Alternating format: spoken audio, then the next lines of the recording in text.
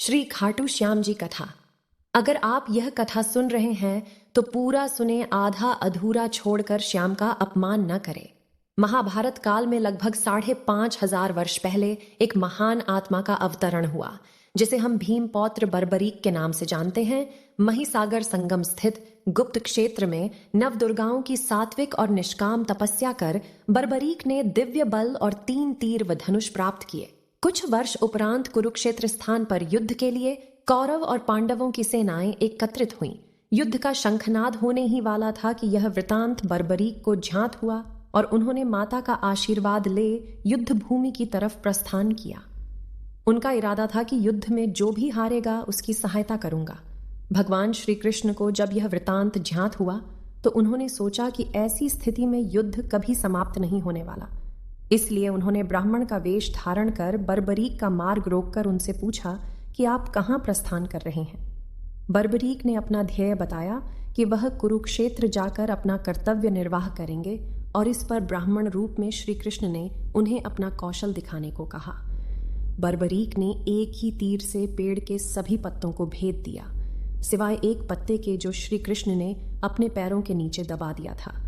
बर्बरीक ने ब्राह्मण रूपी श्री कृष्ण से प्रार्थना की कि वह अपना पैर पत्ते के ऊपर से हटाए, वरन आपका पैर घायल हो सकता है। श्री कृष्ण ने अपना पैर हटा लिया व बर्बरीक से एक वरदान मांगा। बर्बरीक ने कहा, हे यजमान, आप जो चाहे मांग सकते हैं, मैं वचन का पूर्ण पालन करूंगा। ब्राह्मण रूपी श्री कृष्ण ने शीश दान मांगा। यह सुनकर बर्बरीक तनिक भी विचलित नहीं हुए, परंतु उन्होंने श्री कृष्ण को अपने वास्तविक रूप में दर्शन देने की बात की, क्योंकि कोई भी साधारण व्यक्ति यह दान नहीं मांग सकता। तब श्री कृष्ण अपने वास्तविक रूप में प्रकट हुए। उन्होंने महाबली, त्यागी, तपस्वी वीर बर्बरीक का मस्तक रणचंडिका को भेंट करने के लिए मांगा और साथ ही वरदान दिया कि कलयुग में तुम मेरे नाम से जाने जाओगे। मेरी ही शक्ति तुम में निहित होगी। देवगण तुम्हारे मस्तक की पूजा करेंगे। जब तक यह पृथ्वी, नक्षत्र, चंद्रमा तथा सूर्य रहेंगे, तब तक तुम लोगों के द्वारा मेरे श्री श्याम रूप में पूजनीय रहोगे। मस्तक को अमृत से सींचा और अजर अमर कर दिया। मस्तक ने संपूर्ण महाभारत का युद्ध देखा एवं युद्ध के निर्णायक भी रहे।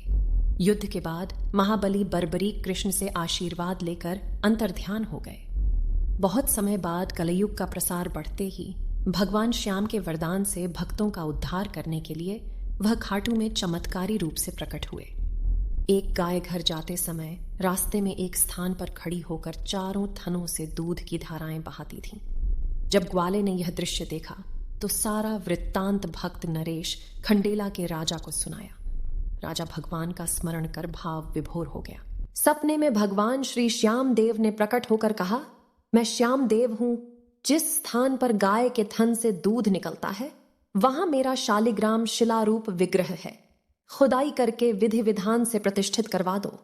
मेरे इस शिला विग्रह को पूजने जो खाटू आएंगे उनका सब प्रकार से कल्याण होगा।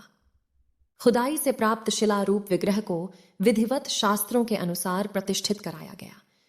चौहान राजपूतों में नर्मदा कंवर हुई है, जिन्होंने इस विग्रह को आतताइयों के विध्वंस से बचाने हेतु झोपड़े में रखा एवं सेवा पूजा की। औरंगजेब के शासनकाल में पुराने मंदिर का विध्वंस हो गया तथा उसके बाद जहां भगवान श्री श्याम देव का विग्रह प्रतिष्ठित किया गया वह आज भी विद्यमान है, जहां देश के सभी कोनों से श्याम प्रेमी पूजा अर्चना एवं दर्शनार्थ आते हैं। अब नर्मदा कंवर के खानदान के ही चौहान राजपूत पुजारी हैं। खाटू श्याम को हारे का सहारा भी कहा जाता है। कहते खाटू श्याम जी कभी अपने भक्तों को अकेला नहीं छोड़ते और जब भी भक्त जीवन की परिस्थितियों से हार मानते हैं, खाटू श्याम जी उनका सहारा बन जाते हैं। कहते हैं, जो एक बार खाटू जाकर उनके दर्शन कर लेता है, जो एक बार श्याम बाबा से नजरें मिला लेता है, वो श्याम का प्रेमी हो जाता है और उसे बार बार खाटू जाना होता है। ऐसा क्यों होता है? क्योंकि श्याम बाबा के दर पर खाटू नगरी में जो भी भक्त श्याम बाबा की चौखट पर एक बार अपना सर रख देता है, उसकी समस्त मनोकामना पूरी हो जाती है। जो जिंदगी में हर जगह से, हर तरफ से निराश हो जाता है, हार जाता है, जिसे लगता है कि अब उसका कोई सहारा नहीं बचा है, जिसका कोई सहारा नहीं होता है, बाबा श्याम उसका सहारा बन जाते हैं। इसीलिए खाटू श्याम बाबा को हारे का सहारा कहा जाता है। खाटू श्याम बाबा के कई नाम हैं। उनमें से 11 नाम सबसे ज्यादा प्रसिद्ध, सबसे ज्यादा चमत्कारी है। और जो भी भक्त सच्चे मन से इन 11 नामों का जाप करता है, नियमित रूप से इन नामों स्मरण करता है, उसकी समस्त मनोकामनाएं पूर्ण हो जाती है। तो आज हम आपको श्याम बाबा के 11 चमत्कारी नामों की जानकारी शेयर करने जा रहे हैं। हो सकता है आपको इसकी जानकारी पहले से ही हो, तब भी आपको इसमें कुछ ना कुछ तो नया देखने को मिल ही जाएगा, क्योंकि आपको इन नामों का अर्थ और ये नाम क्यों हुए की भी जानकारी मिलने वाली है। तो आइए शुरू करते हैं। सबसे पहला नाम है बर्बरीक। महाभारत काल में 5 पांडवों में बलशाली गदाधारी भीम का विवाह हिडिंबा नाम की राक्षसी से हुआ था।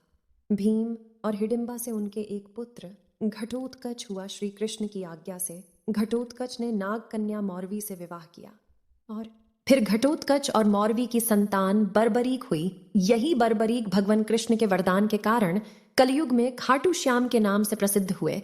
तो श्याम बाबा का सबसे पहला और जन्म का नाम वीर बर्बरीक है। दूसरा नाम है मोरवी नंदन। बर्बरीक की माता का नाम मौरवी होने के कारण ये मौरवी नंदन कहलाए। यही कारण है कि हम सबके प्यारे श्याम बाबा को मौरवी नंदन भी कहा जाता है। लोग जयकारों में भी मोरवी नंदन की जय हो के जयकारे लगाते हैं। श्याम बाबा का तीसरा सबसे प्रसिद्ध नाम है 3 बाणधारी। महाभारत काल में बर्बरीक ने भगवान श्री कृष्ण की लीला अनुसार भगवान शिव की कठोर तपस्या की। तब शिव ने प्रसन्न होकर बर्बरीक को वरदान स्वरूप 3 अमोघ बाण दिए। ये 3 बाण ऐसे थे जिससे संपूर्ण ब्रह्मांड को जीता जा सकता था। लेकिन एक वचन के कारण बर्बरीक हारने वाले का साथ देने वाले थे, और श्री कृष्ण भी इस बात को जानते थे कि जब कौरव हारने लगेंगे तो बर्बरीक कौरवों की ओर से युद्ध करेंगे और इन्हें हरा पाना किसी के भी बस की बात नहीं है। इसीलिए उन्होंने अजेय वीर बर्बरीक से उनका शीश दान में मांग लिया था, जिसे बर्बरीक ने हंसते हंसते अपने ही हाथों से श्री कृष्ण को दान कर दिया। और दोस्तों, श्याम बाबा के इन्हीं अमोघ चमत्कारी धारण करने के कारण श्याम बाबा को 3 बाणधारी कहा जाता है। कहते हैं कि श्याम बाबा जैसा धनुर्धर न तो दुनिया में पहले हुआ था और न ही आज तक हुआ है। चौथा नाम है शीश के दानी। महाभारत का युद्ध चल रहा था और बर्बरीक इस युद्ध में जाना चाहते थे। तो जब बर्बरीक अपनी माँ से आशीर्वाद लेने पहुंचे तो उनकी माँ ने उनसे वचन लिया कि वो उस ओर लड़ेगा जिस ओर के योद्धा हार रहे होंगे, यानी जिसकी युद्ध में हार हो रही होगी, वे उसकी तरफ से युद्ध लड़ेंगे। अब भगवान श्री कृष्ण तो सब जानते थे, हार तो कौरवों की निश्चित है, और यदि ऐसे में बर्बरीक कौरवों की तरफ से युद्ध लड़ेंगे तो फिर उनके 3 बाणों का कोई भी सामना नहीं कर पाएगा। वो भी इन बाणों को रोक नहीं सकते। ऐसे में उन्होंने बर्बरीक से उनका शीश ही दान में मांग लिया। वीर और दानवीर बर्बरीक ने हंसते हुए अपना शीश उन्हें दान कर दिया और बाबा कलयुग में शीश के दानी नाम से प्रसिद्ध हुए। 5वां नाम श्याम बाबा का सबसे प्रिय और प्रसिद्ध नाम है श्याम।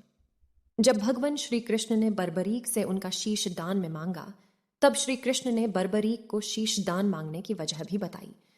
उन्होंने कहा कि युद्ध आरंभ होने से पूर्व युद्ध भूमि पूजन के लिए तीनों लोकों में सर्वश्रेष्ठ क्षत्रिय के शीश की आहुति देनी होती है, और ऐसे वीर हम 2 ही हैं, या तो मैं अपना बलिदान करूं या तुम बलिदान करो।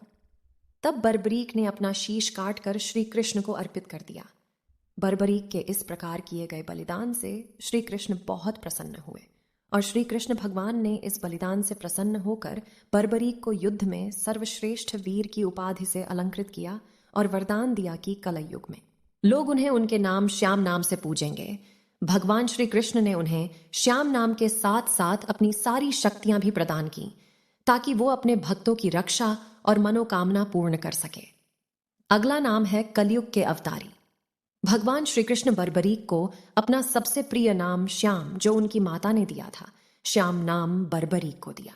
भगवान कृष्ण ने बर्बरीक को श्याम नाम देने के साथ साथ उन्हें यह भी वरदान दिया कि वे कलयुग में वे घर घर में पूजे जाएंगे। जैसे जैसे कलयुग बढ़ेगा उनके भक्त बढ़ेंगे, इसलिए उन्हें कलयुग का अवतारी भी कहा जाता है। अभी कलयुग चल रहा है और ऐसे में श्याम बाबा भक्तों की आस्था के केंद्र है। हर साल लाखों की संख्या में भक्त बाबा के दरबार में आकर हाजिरी लगाते हैं। अगला नाम है लीले का अश्वार। श्याम बाबा को लीले का अश्वार कहा जाता है। दरअसल वीर बर्बरीक के पास नीले रंग का घोड़ा था।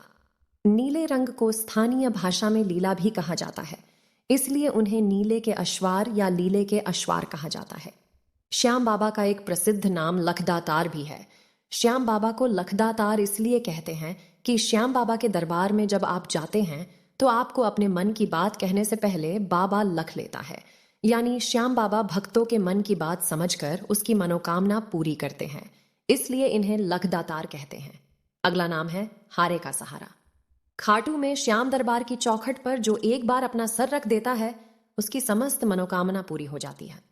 श्याम बाबा का एक नाम खाटू नरेश भी है। कलयुग में राजस्थान की खाटू नगरी में श्याम बाबा का शीश प्रकट हुआ था और श्याम बाबा कलयुग में खाटू के शासक माने जाते हैं, इसलिए भक्त प्रेम से उन्हें खाटू नरेश भी कहते हैं। एक और नाम है मोर छड़ी धारक। श्याम बाबा को चूंकि भगवान श्री कृष्ण का आशीर्वाद प्राप्त है, इसलिए श्री कृष्ण की प्रिय वस्तु मोरपंखी बांसुरी भी उनको प्रिय है। मोर छड़ी रखने के कारण उन्हें मोर छड़ी धारक कहा जाता है। आपको वीडियो कैसी लगी कमेंट में जरूर बताएं। ऐसी ही वीडियो के लिए चैनल को सब्सक्राइब कर पास वाली घंटी को बजाना ना भूलें। धन्यवाद।